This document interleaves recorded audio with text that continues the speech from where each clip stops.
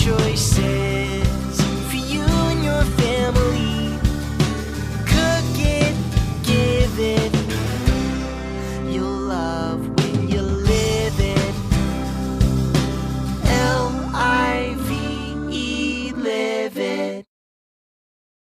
Welcome everybody, I'm Andrea Miller and I'm a registered dietitian and certified diabetes educator here at Community Hospitals and Wellness Centers in Bryan. And I would like to welcome our live audience and viewers at home to Live It Better Than Takeout. Today I have a special guest with me. I have Dr. Nozanoff. He is our ENT here at the hospital. He opened a clinic a couple years ago, I understand, Yep. and has been loving Northwest Ohio ever since. So, especially this year with the negative, 20-degree wind chill and. Well, coming from Michigan and Minnesota, this is You're not used too bad. to it. You're used to it, right? So today we're going to be doing two takeout favorites, and I'm going to put a healthy twist on both of them. So what's your favorite takeout? Well, I can't Dish. deny pizza. I can't either. Love that. I can't either. When my husband is cooking, it's code for we're ordering pizza. So yeah, that's probably my favorite too. So we're gonna do a pizza today, but we're going to change the crust from your traditional wheat flour crust, and we're gonna use cauliflower as the crust actually. And I know some of you might think that sounds strange, but I made it for my husband, and it took him like halfway through the pizza to realize something was different. So it's actually pretty good.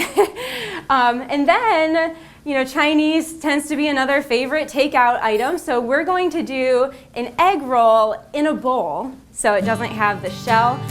They're both quick and easy recipes, and you won't be missing your favorite takeout items either. So we're gonna go ahead and get started with our cauliflower crust pizza first. So I'm gonna give you guys a shortcut for this recipe. We're gonna be using riced cauliflower, which I've already microwaved for a couple minutes to soften. You can buy riced cauliflower now pretty much at any grocery store. Looks like this is a Bird's Eye brand. Green Giant also sells riced cauliflower. Very available now. So I used 2 bags of pre-riced cauliflower, just a plain variety. There are a lot of different varieties to choose from. Another favorite variety they have like a cauliflower medley that makes an awesome like a fried rice substitute. The recipe's right on the back of the Green Giant brand of it. But we're just going to be using this one plain to make the cauliflower crust. So I'm going to pass this pre-microwaved riced cauliflower to Dr. Nozanoff. He's going to spoon it into the center of a clean, keyword clean, dish towel. There's a lot of liquid in the cauliflower. We want to get a little bit of that out so that it bakes up nice and golden. So he's put that in the middle. Dr. Nozanoff told me before we started that he is an avid chef. Loves to cook. I do like to cook. He likes to cook. I like to eat. So, and we'll just drain it right in the bowl and see how much. You can actually get quite a bit of fluid of water out of there. I'm always surprised every time I wring out cauliflower how much comes out of there. Awesome. So, what are your favorite things to cook? Well, I like to use the grill a lot, so I like to cook steak and burgers and Most chops. guys do, right? But I also like to play around with stews and soups. Okay. So I'm not much of a baker. It's a good time of year for stews and soups with it being cold. All right, so I'm going to pass this over to you. We're going to put our crust on there. Once it's done, we're going to add a few more ingredients to our crust to make it hold together. And actually, I'll have you do it. Just set that right Got there. it. So we have some 1/3 less fat cream cheese, 3 ounces of it. And I'll go ahead and you can go ahead and start stirring that in a little bit, and I'll crack the eggs. And then 2 eggs. I'm going to be a good chef here, and since I have a bowl, I'm going to crack it in the bowl so that we don't get any eggshells into our cauliflower crust, because they'd be hard to find in there, I think. one thing I just learned, you crack eggs on a flat surface so you don't get eggshells in Yeah. your... Yeah, so I am cracking on a flat Flat surface here so that I don't get any shells, and I did not. So I'm going to go ahead and I'm going to pour the eggs in as well. Perfect. So we're just going to stir that all until it's combined. And then I have a little bit of dried oregano, a teaspoon of dried oregano that I'm going to toss in there as well, just to give it a little bit of flavor. You don't really need a whole lot of salt in this. We're not going to add any salt to the crust. The cream cheese already has some salt in it, so that's going to flavor it a little bit. So once that's all stirred together, we're just going to go ahead and pour it onto a parchment lined cookie sheet. And as you're doing this, you want to make sure your oven is preheated to 400. And I believe it's 35 minutes. Can I get some participation from my audience? You guys are always so quiet out there. How long are we going to bake it for? 35 to 40 minutes. We're going to put it in our 400-degree oven. And so we're just going to go ahead and we're going to flatten it out. Do you prefer a square or a rectangular pizza or a round pizza or just an oddly shaped pizza? Any way it fits works for me. Yep, so... I'm not that artistic, so that's okay. no problem. So that looks great. We're going to flatten it out until it's about a half, or I guess like a 1/4 inch thick would be the appropriate thickness. That looks really good. He's going round. Yeah, I'm going round. All right, I think we're good. That's perfect. All right. And with the magic of TV,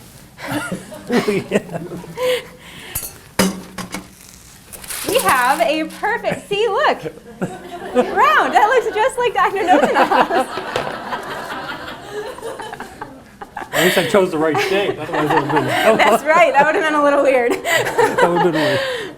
All right, so we have our cauliflower crust. So for those of you that can't see it, it is nicely golden brown. Move this out of the way for just a second so everyone can see. So then we're going to add a 1/2 cup of pizza sauce, whatever variety you like. Go ahead, yep, add it on, or as much as you want. If a 1/2 cup is too much or too little, then go for however much pizza sauce you like on your pizza.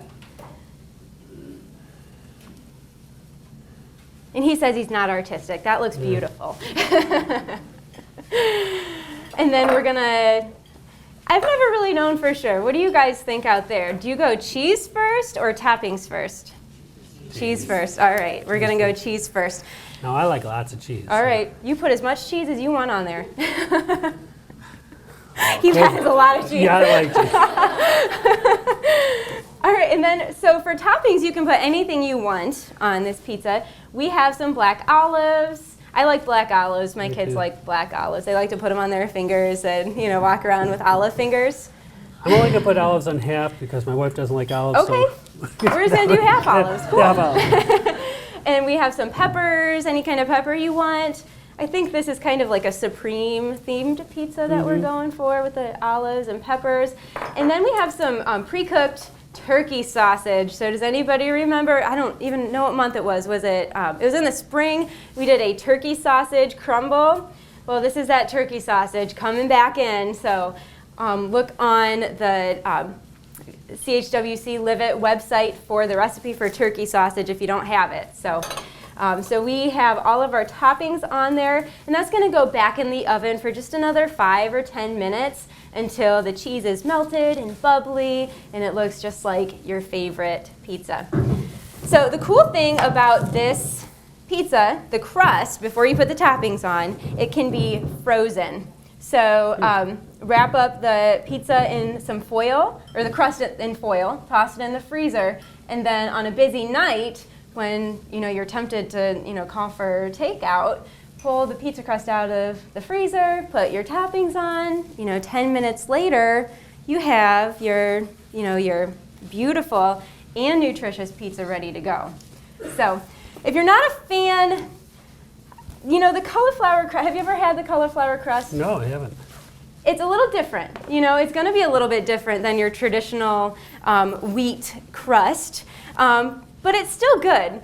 At the worst, I think it's a really delicious way to eat cauliflower. so at the worst. But again, my husband got halfway through the pizza and he's like, so what did you say you did different with this crust?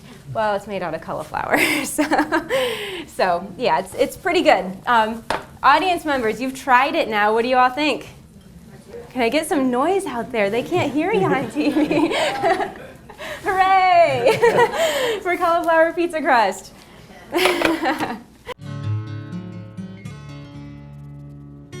Things just aren't the way they used to be. Whatever happened to businesses that were eager to please you? At Krill Funeral Service, we offer the same outstanding service we offered decades ago. Are we hopelessly out of style? We certainly hope so. Krill Funeral Service, 860 West Mulberry Street in Bryan. Hey there, I'm Dieter Held with Daryl Shirkey Ford Lincoln in Montpelier, Ohio. Here to tell you a little bit about the 2018 Ford Escape lease specials that we have going on this month. This 2018 White Gold Escape SE comes equipped with 4-wheel drive, Bluetooth, heated seats, and a reverse backup camera. Best of all, this 2018 Escape lease special comes in as low as $249 a month here at Williams County's #1 volume leader, Daryl Shirkey Ford Lincoln.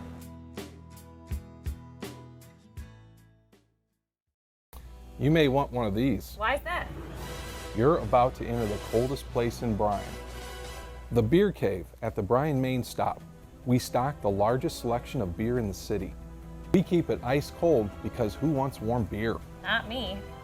Here, let me help you with that. Oh, why thank you. But I didn't quite catch your name. Bryan Main Stop. The beer is so cold at the Bryan Main Stop, you'll probably need a coat. This is my story. I'm a beekeeper in a small town in Ohio, and I've been born and raised into agriculture my whole life. I already had my business when I went to Northwest State, so as I was learning, a lot of the things that they were teaching us were so crucial that I was applying them directly to my business. So I was growing my business with my education. You know, gathering with those we love, we get to catch up and we get to reflect on the past. It seems like every time we get together, I always learn something new. Here's the front page of the Columbus Dispatch when he won state baseball tournament, sliding into home plate. Look at that, the front page. And that's a neat picture. That was a great memory. I'll never forget that. At Oberlin Turnbull Funeral Home, we understand that there are special memories that need to be remembered and shared. When we moved into our new facility, I was a little worried about Bob. Bob really loved our temporary office pod. In fact, he was so comfortable, it was a bit concerning. The good news is that Bob has really embraced our new building and has seemed to settle into his new surroundings here at Bryan Ford Lincoln. Now I have a new concern. What's that old saying? People in glass offices should not wear bathrobes? We make buying a vehicle very comfortable here at Bryan Ford Lincoln. So we're going to do, it's like a stir fry. The first step of a stir fry is always getting your vegetables chopped up, because once you get cooking the stir fry, things go pretty quick. So we have an onion. This is not quite as large as the onion that I am referring to in your recipe. This is an industrial onion. I don't know what they do to it. So it's a very large onion. We're just going to use about half of it.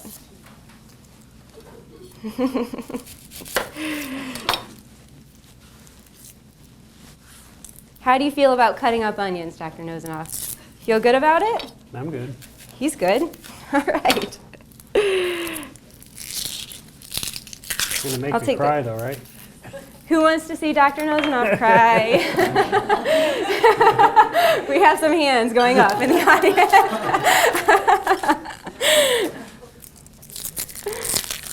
All right, I'll just give you half of it. It's kind of a lot to work with. Let's see how you cut up an onion. How I do it? Oops. See, he's that good, it just like falls apart when he's in front of it. All right. Huh.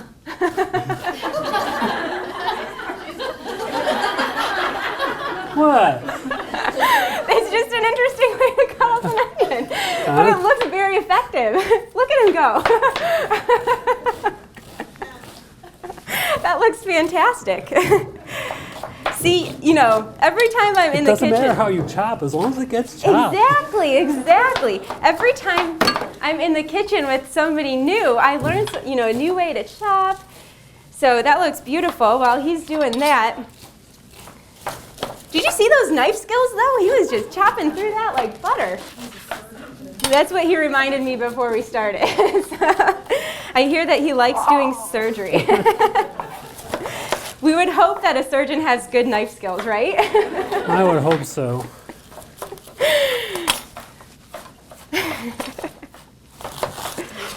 That was a good huh. So I am chopping up the cabbage. Now, if I were doing this at home, I would probably cheat a little bit. Go buy a bag of coleslaw. It's already chopped up. But since the goal of this show is to teach you some tips and tricks, I'm showing you the hard way. So, you know, to cut up a cabbage, I cut it in half. I took out the tough rib. And now, get all these leaves out of the way. And now I'm just shredding it, just like a bag of coleslaw. So if you have, you know, some cabbage lying around or it's on sale, you can certainly use fresh, or you can use the pre-shredded coleslaw. I guess it's technically not coleslaw until you add the dressing, so the pre-shredded bagged cabbage. You would need about 2 bags of coleslaw or shredded cabbage for this recipe. The cabbage is going to cook down quite a bit, so you do need, oops, I think you might have better knife skills than I do today. You need quite a bit because it cooks down. All right. So this cabbage is a little bit different than some. There are lots of different varieties of cabbage. Any will work just fine for this recipe. This one, it has a lot of space between the leaves. Some of them are more tightly leaved, I guess. I don't know that. So, but any variety will work. You could even add some purple cabbage into this if you wanted to make it kind of fun. All right. So benefits of cabbage. It is considered a cruciferous vegetable, along with cauliflower, for that matter. Both of the vegetables we're featuring today are cruciferous. What does that mean? What is cruciferous?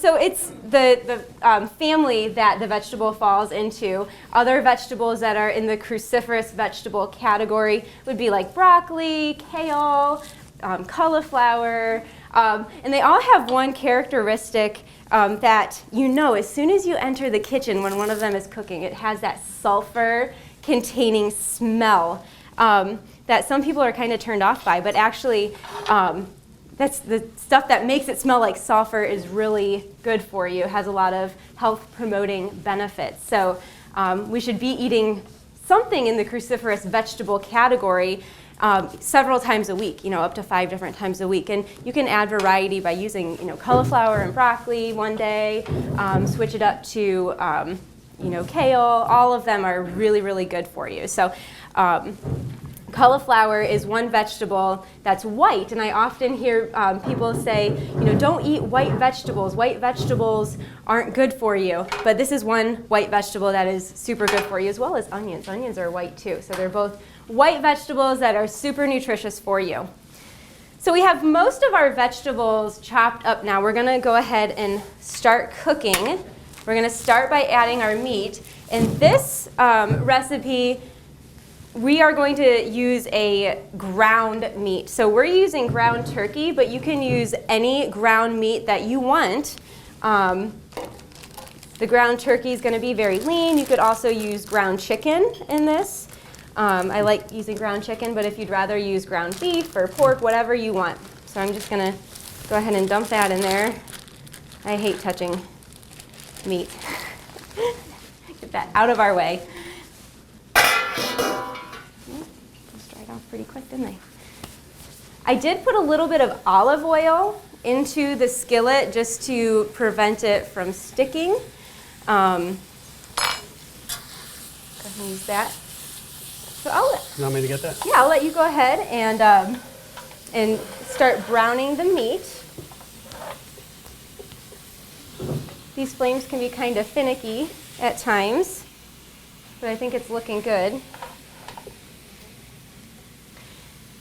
And since it's a pretty lean meat, I think we're going to go ahead and add the onions in right now. It'll, give the meat a little bit more flavor. If you were going to drain your meat, I would probably wait to add them afterward, because you don't want to be draining all of those beneficial nutrients out of your meat. So I'm going to go ahead and add in our onions.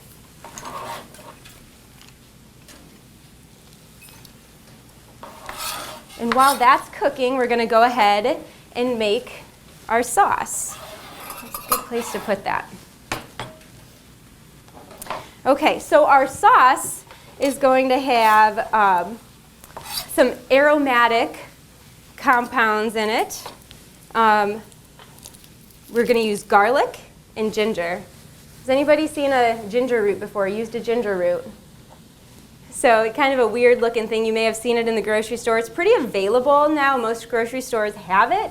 You said you've never used a ginger root. You ever used ginger powder? Mm-hmm. This smells so good. I'm going to just cut off a little knob of it. I might actually send this around the room.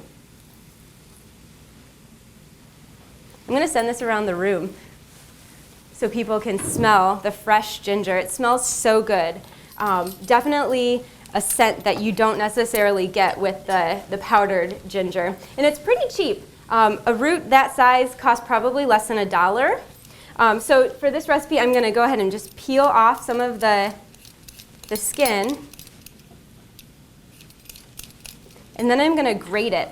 Once it's peeled, you can actually put this in a zip top bag and put it in the freezer. It's actually a little bit easier to grate when it's frozen. And it'll last, definitely in the freezer, so you're not throwing away your ginger then. So I need about a tablespoon of ginger, so I'm gonna go ahead. I have a microplane here. You can buy these, they're pretty inexpensive at any place you get kitchen supplies. So I'm just grating it. It's not coming off too much, it's kind of underneath, but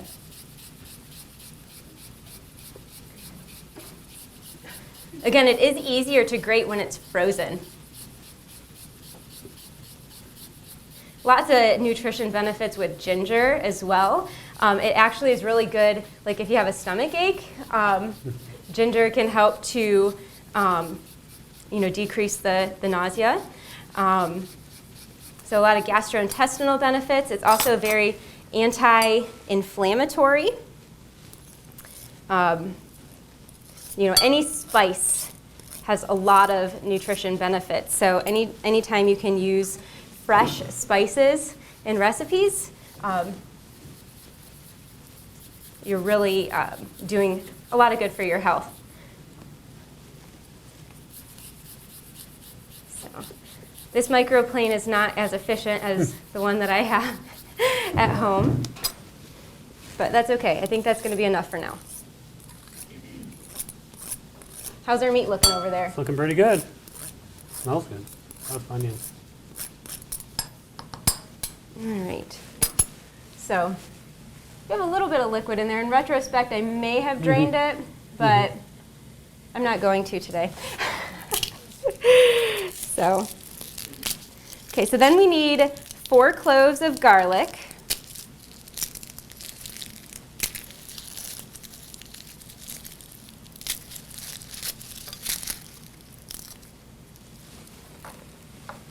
I got a question for you. Yeah. How do you measure if you use the jarred minced garlic compared to a fresh clove? What's the... Oh, I would say that's about a quarter of a teaspoon. Okay. So, that brings up a good point that we were actually talking about before we started cooking. With a recipe like this, the measurements are just a suggestion, really. You can totally eyeball any of these, add more ginger, add less ginger, add more garlic or less. per your own personal taste, so it doesn't really matter all that much on the measurements, just kind of eyeball it. Right, so I'm just peeling the papery stuff out of my garlic. This one's kind of growing a little bit, so I'm just going to cut that out of there.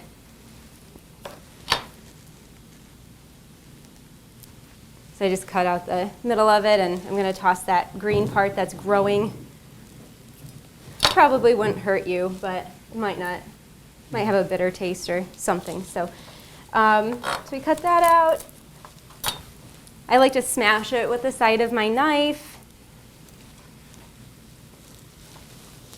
And that meat looks pretty brown. Mm-hmm. I think we can, well, I'm going to take a break on the garlic for just a second. We're going to add the rest of our vegetables in. So I'm going to add all of the cabbage. You need a really big skillet, or if you have a wok, that works great in this recipe as well. Or if you don't have a really big skillet, you can divide everything into 2 skillets in this recipe. Did it turn off? All right. And then we're going to add a 1.5 cups of shredded carrots. So we just went ahead and bought the pre-shredded, store-bought carrots. Again, the goal here is doing something that's easy, that goes together really quick on those nights when you really feel like just calling for takeout. So, which, by the way, live-it nights tend to be the night when we're mostly calling for takeout. Because at the end of the day, sometimes I don't feel like going home and cooking. So I'm giving my garlic a chop while our vegetables are cooking. And the garlic is flying everywhere.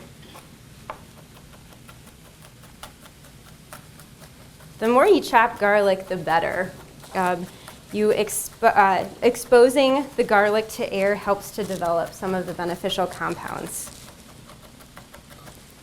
You can really start to smell it. I just got a waft of ginger and garlic together.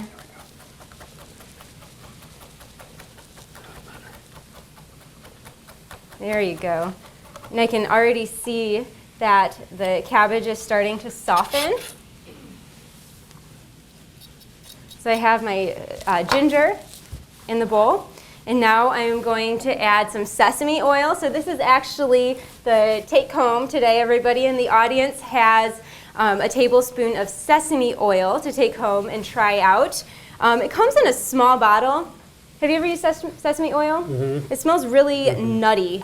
Very distinct flavor in sesame oil. If you don't have sesame oil at home, you can really just, use any type of oil you want. You can, double up the olive oil for this recipe. It does have a nice flavor, but, it's not going to break the recipe if you don't have it at home. So I'm going to use about a tablespoon of sesame oil.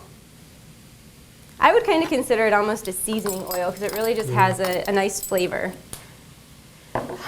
You should find this in your grocery store in, what's the word I'm looking for? The Asian section, I guess. And I used a tablespoon of olive oil as well, and 3 tablespoons of soy sauce. And I'm whisking that together. And that looks like it's pretty soft. The vegetables are starting to tenderize a little bit. So I'm going to add our sauce in, which really gives it a nice flavor.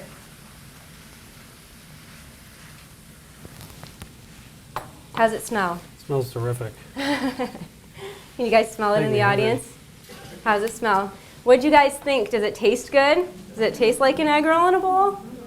Yeah, so this is super easy to throw together. And again, you can make it even easier by skipping all of the chopping. Actually, all of the vegetables that we use today are really easy to buy pre-chopped or pre-riced this time of the year. Of course, you can go ahead and rice your cauliflower at home using a whole head of cauliflower. And you can chop your cabbage at home as well. Whatever you prefer, they're all easy and nutritious meals that are a lot lower in carb than their alternatives. So really nutritious for you. So this just has to cook a couple more minutes until it all looks, actually it looks pretty good. Pretty close to. It's coming pretty close. But that is it for our recipes. What questions do you guys have in the audience? I hope someone has a question. No questions today? Would you recommend fresh garlic over minced garlic? I like it a little bit better. Probably, you know, if you're really in a pinch, pre-minced garlic might be okay, but there may be some more preservatives in that as well. And fresh garlic is just so, you know, inexpensive and easy to keep on hand. I'd probably go fresh, but I don't think, you know, again, using a tablespoon of pre-minced garlic is going to break this recipe either. Sometimes we have to do what's quick and easy and what is going to get something nutritious on our table. Also, you do not have to use fresh garlic in this recipe. You can use dried garlic. That is perfectly fine as well. I think it's looking pretty good. I think that looks good. Yeah. That looks done to me. So we are going to turn off our heat, and then Dr. Nosenoff and we're going to go eat our lunch because this is making me hungry, and I can't wait to dig into this stir fry. So pretty good. So thank you all so much for joining us, and thank you to our viewers at home for joining us, tuning in, and thank you, Dr. Nosenoff, for cooking with me today. I know you have a busy schedule, Oh, it's fine. Thank and you. it means so much to all of us that you joined us today. So thanks for coming, everyone.